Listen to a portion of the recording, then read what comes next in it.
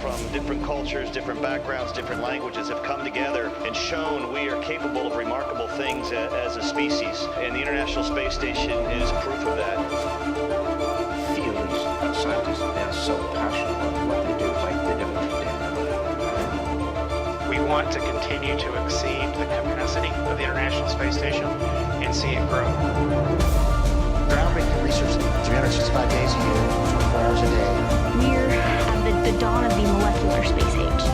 We're thrilled that PD Research has been selected to travel to the International Space Station. These experiments is leveraging microgravity. We hope we'll be offering products that are manufactured in space within the next year or two. Never expected that one of my experiments would eventually go to the International Space Station. The missing platform really offers the harshest environment available for testing today. First operating artificial intelligence with a human-machine interaction. 1 trillion calculations per second, 30 to 50 times faster than anything on board today. Tests looking at radiation impact and temperature. We can measure the surface Earth temperature of the Earth within a few tenths of a degree. The value the station brings is tremendous. We've had customers fly with us 5, 6 times. Congratulations for being one of our winners in the Cheese and Space contest.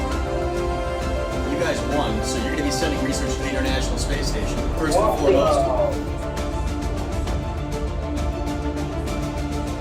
Welcome aboard the International Space Station.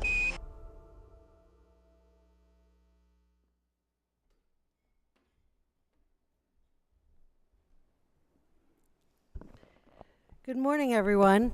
For those of you that didn't hear me or see me last night at our opening reception, I'm Carol Lane, President of the American Astronautical Society, and I'd just like to extend a warm welcome to all the participants and speakers and sponsors to the International Space Station R&D Conference for 2018. AAS has been a proud partner with CASIS and NASA in putting this conference together since its inception 7 years ago. So there are 3 things I really love and get energized about this conference. The first is hearing about the companies and the institutions that have been utilizing the International Space Station and what they've done and what they've accomplished. The second is learning about those that have plans or ideas or thoughts about utilizing the International Space Station. And then the third is learning about those who are sitting there and saying, wow, this is so awesome. I've got to figure out a way to grow my business or my research or my product or services to utilize the space environment so I can get involved with it too. And particularly for those of you in this third category, we genuinely hope that this conference gives you the keys to be able to make that happen.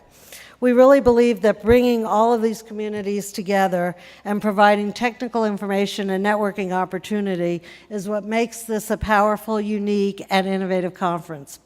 The global value of the space market has been estimated to be about $350 billion, of which the NASA budget is about $20 billion, or about 6% of this. I bring this up because this is a huge market. Recently, Bank of America Merrill Lynch says that they see the size of the space industry octupling over the next decades to at least $2.7 trillion. They say, quote, we are entering an exciting era of space where we expect more advances in the next few decades than throughout human history. They concluded by saying space is the hotbed for disruptive technologies.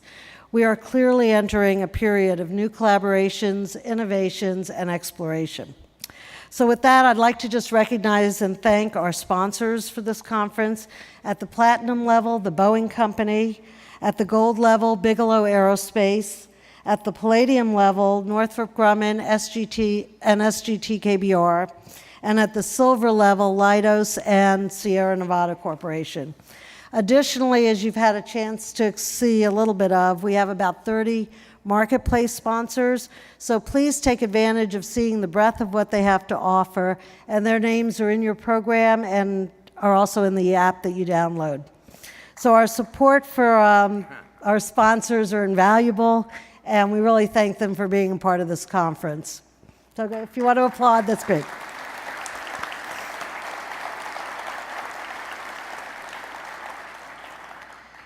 We hope your time in San Francisco is a mix of new knowledge, new friends, and new colleagues, and new ideas that take advantage of the unique qualities and capabilities of the International Space Station.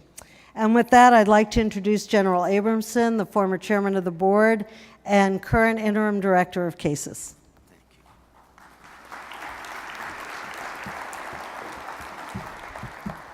I'd like to add she's a little shorter here. I'd like to add my welcome to all of you, because while this is an amazing sequence of conferences every year that the ISSRD really, with our partners and with NASA, is able to put on for you, you are the conference. You really are. You are the ones who bring the ideas. You are the ones who, in fact, are forming the future of the space station, the future of low Earth orbit, and that's going to be the base for the future of exploration. So thank you and welcome to all of you.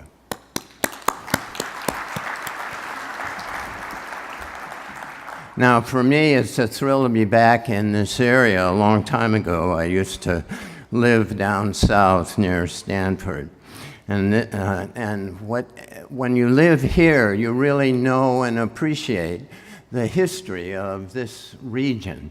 And of course, this is one of the great stories of early America when the gold rush came on and the gritty pioneers came out here and innovated and had the courage to search for gold. But what they really created was a commercial hub, an absolute center for, in those days, not very much technology. But now we are helping do that again. And there's an exciting thrust coming out of this area, but it's coming out across the whole country. We have a different set of skills. We don't have pickaxes. We carry our engineering skills, our rockets, our scientific ideas, and our research technology, which once again goes back to you. It's possible now that what we are starting today and what NASA has contributed and brought us to this point is indeed a future just as those pioneers did back in those old days, a future for an entire new part of mankind's efforts. Now, we want to say thank you, first of all, to the unseen people who are not here. They are the ones, first NASA created the International Space Station with the help of Congress and many people across this country. Then the Congress created the National Laboratory that is the American part of the space station. And finally, they mandated that CASIS would be the business manager and assist, hopefully, all of you in making this happen. Space utilization, discovery, and absolute research. Now, there have been many major developments just this past year, and that's going to be the subject of this whole conference. We're encouraged by NASA.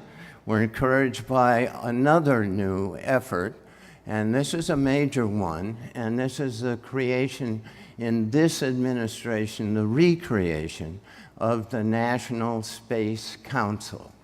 And that is being a really important effort, and I'll give you a small comparison.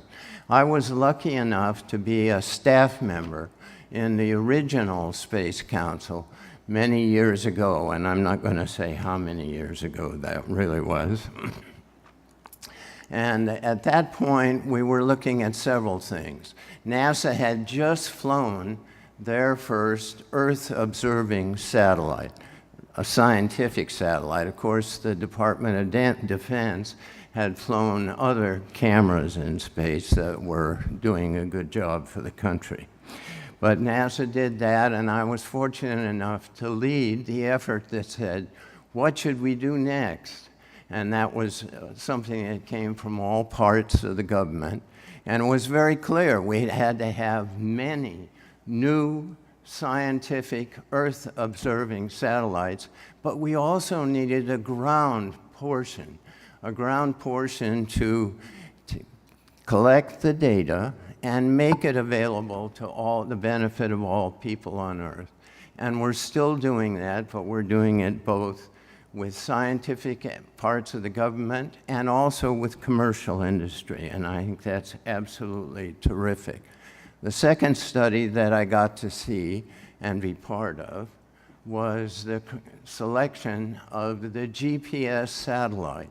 There were 3 satellite concepts that were being looked at, and we selected that the US national satellite would be the GPS.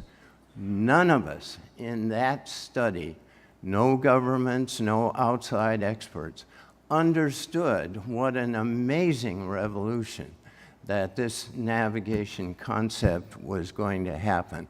And I believe sincerely that none of us truly understand what all of you are doing and where this will lead, but I know it's going to be exciting, and you are the leaders that we need, and that's what we're doing.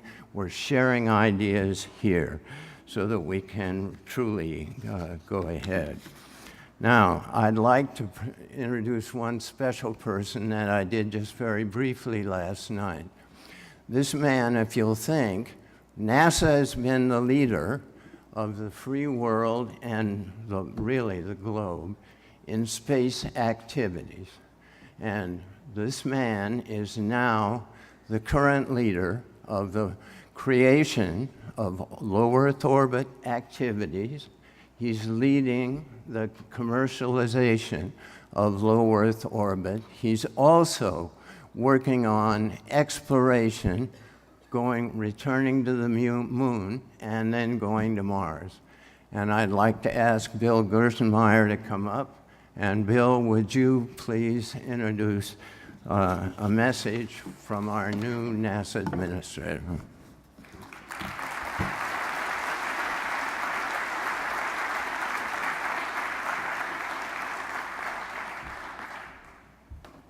Thank you, Jim.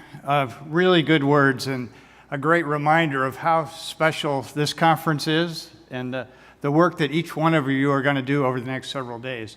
I got to sit in some meetings yesterday with international partners, and it's exciting to see how this conference is really coming together with new ideas, new visions, and sharing of data and research that are occurring in space. And as Jim said, I think we are at some amazing time in our history that is absolutely phenomenal, and you are here setting the future goals that we're going to do, the ways we're going to operate in space, the way we're going to move to commercial activities in space, as well as the space station helps support us do the activities that we need to go beyond low Earth orbit, the new systems that have to be tested on station.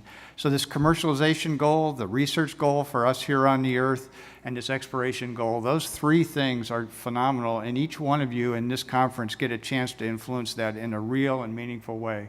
So it's my privilege to just introduce a video from our NASA Administrator. He wanted to be here. He's with the Aerospace Safety Advisory Panel today. And he'll be busy in meetings for the next several days. I'll be there tomorrow with him. But in lieu of him not being here, he wanted you to have this special message. So we can roll the video from Jim Bridenstine, our administrator. Hello, I'm NASA Administrator Jim Bridenstine, and it's my pleasure to welcome you to the ISS Research and Development Conference. The International Space Station is our home in space. It's a unique and valuable platform that expands our horizons in exploration and research and contributes to economic growth and global diplomacy. As an orbiting laboratory, the space station is unequaled, with research taking place across many disciplines every single day. The International Space Station is helping us learn how to live and work in space for the long term, and it's a model for commercial and international partnerships that we want to replicate around the moon. I want everyone working with the station to know that NASA and our entire nation are committed to retaining a permanent presence in low Earth orbit. It is a vital part of our strategy in space. we are working to develop our long-term plan for LEO and ISS transition so that we can be able to meet our research needs, retain the capabilities of a national lab in orbit, and become one of many customers for the mature systems and capabilities our industry partners are developing. NASA and CASIS are also working to develop a sustained demand for LEO research and technology development. But if LEO is ever to be fully turned over to the commercial sector, we need more than just government demand. I urge everyone in this room to think about the best ways to stimulate the demand side of the equation over the next few days as you meet with colleagues across this very diverse field. I know that together, we are going to reach new milestones aboard the ISS as we carry out a bold and challenging exploration campaign. I look forward to working with all of you on our next great achievements. Thank you so much.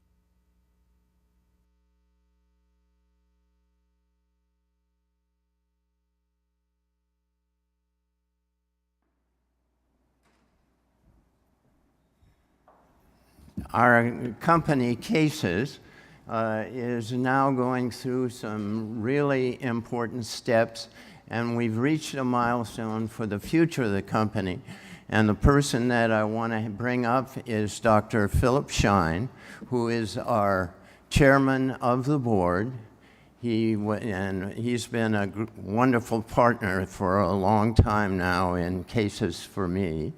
And he is going to introduce our new director, our permanent long-term director. But you should know that Phil is several things.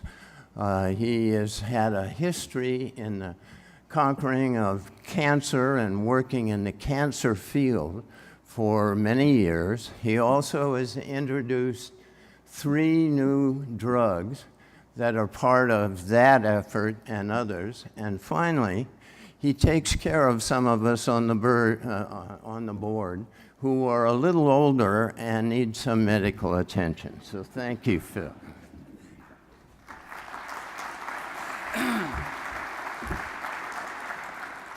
Good morning. Thank you, Abe. First of all, on behalf of the entire team at CASIS, I'd like to extend our collective welcome. It is very gratifying to see that this conference has once again attracted so many active participants. We're approaching, again, 1,000 for this year. I believe you'll find today's session both stimulating and informative. We'll hear a keynote address from Adam Savage from the show Mythbusters. We have a panel under the leadership of National Geographic, which will address the issue of sustainability of our planet. We'll hear directly from several commercial companies that are extending their research programs into LEO using the ISS platform.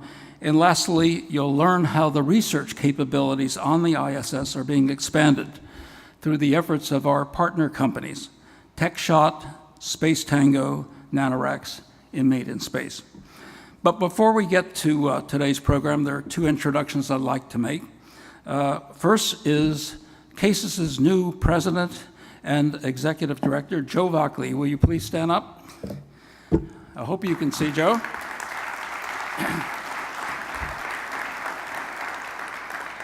Just a few words. Joe comes from a very distinguished career in managing large, complex research operations of considerable complexity, an experience that will serve him well in his new role of managing the ISS National Laboratory. Joe has specific expertise in the fields of genomics, molecular diagnostics, informatics. He holds many patents, both in the US and internationally. In his recent past, he launched and served as director of the National Cancer Institute's Cancer Genome Atlas Project. And he subsequently served as Chief Operations Officer and Chief Scientific Officer of the Inova Translational Medicine Institute. Joe will be here throughout the entire conference. I encourage you to introduce yourself and to learn something of Joe's vision as how he will bring the U.S. National Laboratory to the next stage of productivity and performance. Again, Joe, thank you very much for joining our organization. And lastly, it's my honor to introduce someone who is well known to this audience, the International Space Station Program Manager, Kirk Shireman. Kirk.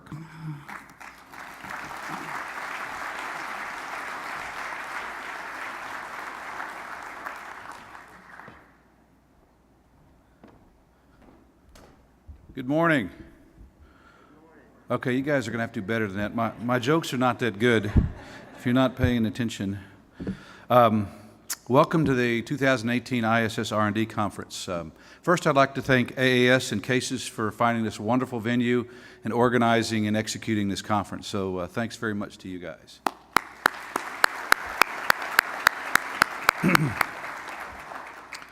On July 29th, 1958, actually before I was born, believe it or not, President Eisenhower signed the National Aeronautics and Space Act, which created NASA.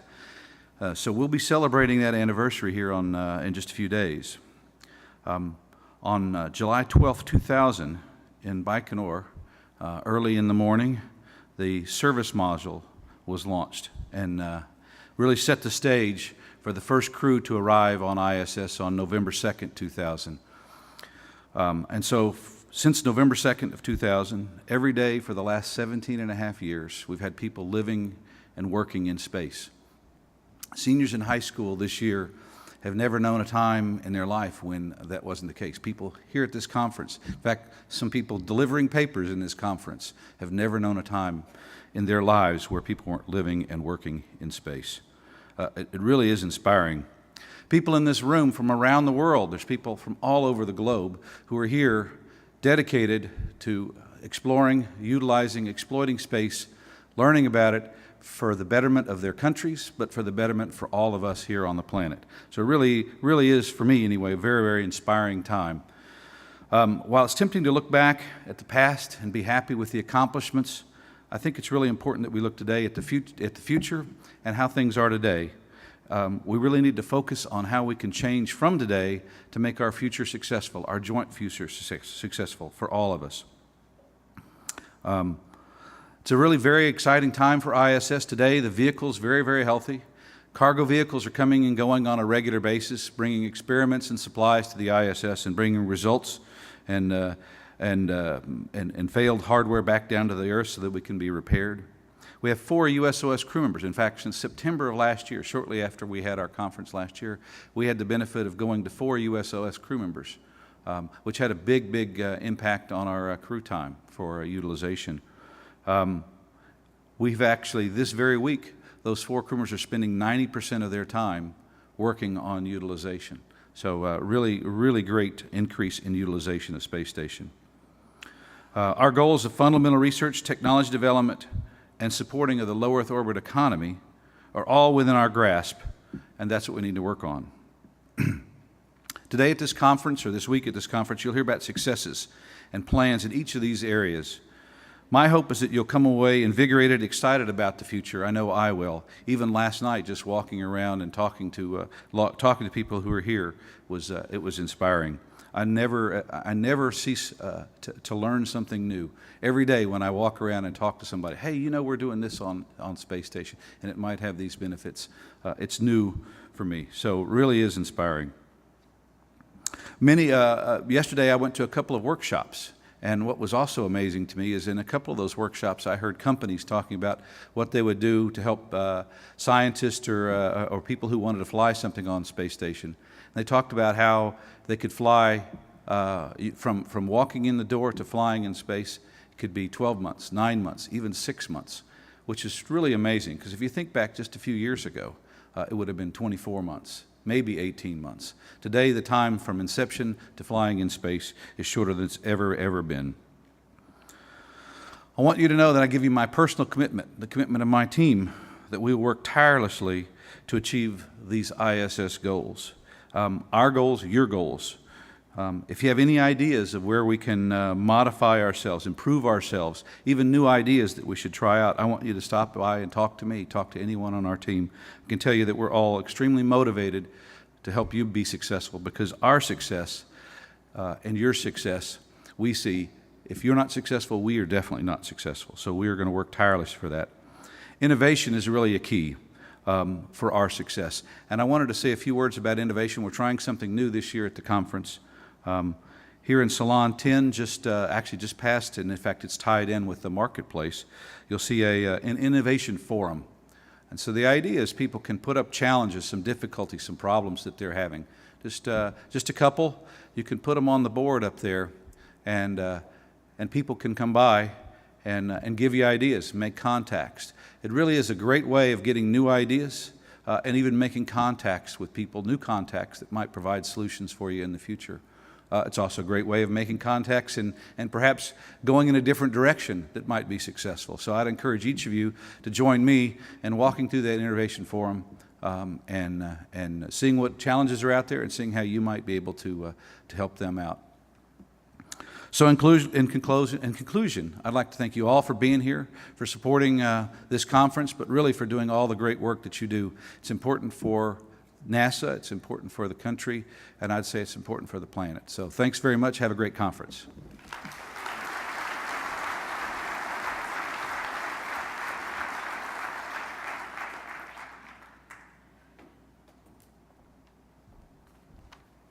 Hello, good morning, everyone. Most of you know me. I'm Mark Mulqueen, the program manager for Boeing's Sustaining Engineering Operations and Maintenance contract for the International Space Station. What a great morning session we're going to have today. We have a great speaker. Looking forward to introducing him. Just a couple of quick things. ISS really stimulates so many things in space. You think about humankind and what we do in exploration. ISS is really the exploration of space. It's going to bring us to the next frontier. It innovates ideas of working in zero-gravity vacuums in the colds of space. It inspires our youth, our cities, our citizens, and our countries to do things more and more together, united, and to do things that are successful for the venture of humankind. We're going to be explorers. We are explorers. We've been explorers. That's probably how San Francisco was formed. It was a great port for ships to come in here and trade with across the Pacific Ocean. If you think about that, we're exploring to ports of different planets. And international cooperation that the ISS provides is so meaningful to all our countries, to the benefits of each country, but then to the sharing of the knowledge and the sharing of our capabilities across those nations.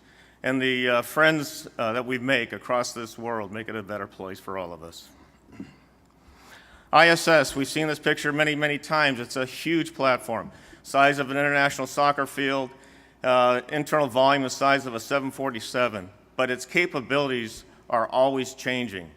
We have been outfitting ISS to accept the commercial crew vehicles, which will be coming later this year.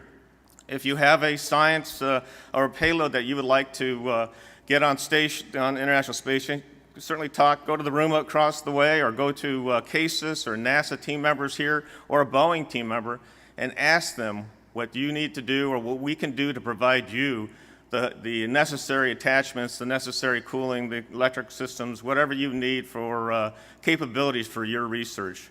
It can be expanded and it can be developed into the necessary attachments for what you need to discover. So if your company has not yet come to space station, there's avenues to make it easier for you to make your products successfully performed on orbit and to provide the necessary attachments. ISS, as Kirk said, 18 years of continuous humans on space station is pretty meaningful to all of us. 20 years since the first launch is also pretty meaningful. If you think about what ISS can do and the future of ISS, every day we look at the structure and the systems to see how far it can go out. And I can tell you our teams have looked at it well beyond 2030 and probably into 2040. So as long as the nations need the International Space Station and the customers to do the research are there, the International Space Station can perform their science. So commercial crew, we talked, there's two companies, SpaceX and Boeing, are building our commercial crew vehicles. We're doing a significant amount of training, all the instrumentation. There's three crew modules in work for the Boeing CST-100 Starliner. Flight Unit 1, or Unit 1 went to the pad abort test. We had anomalous condition there, and we're working through that. We'll be back into test soon. Unit 2 is going into thermal cycle test, thermal vacuum testing, and that'll be proceeding in the next couple of weeks. We're excited about that, get through that. And then the spacecraft 3 is going to be the orbital flight test, which will be later in the coming year. So we'll look forward for some announcements on that. But it's really been bringing humans back to International Space Station and to other platforms as we expand the low Earth orbit, the market of low Earth orbit. As greatly said, it's a huge endeavor of the future, and all of us being in this industry are very excited for the future of low Earth orbit, science in space, and travel to space. So it's not just about what we do, but it's also about our youth and our STEM projects, our science, technology, engineering, and math, and the programs we have to stimulate the youth to think about the future, to think about space, to be creative, to come up with their own experiments and payloads. In the case of Boeing, NASA, and many PCR, joined up together to do a STEM program called Genes in Space. It's on our 4th year. On Wednesday, we'll be interviewing the 5 teams that are here, presenting their concept of a experiment. We'll listen to them, we'll select, and we'll announce the winner on Thursday.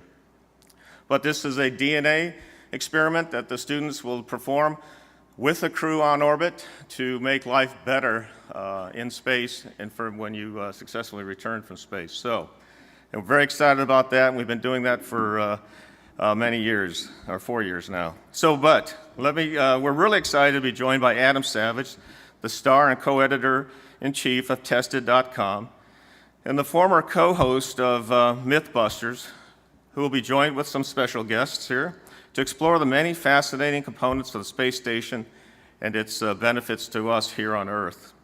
From 2002 to 2016, Adam co-hosted Mythbusters, which premiered on the Discovery Channel in 2003.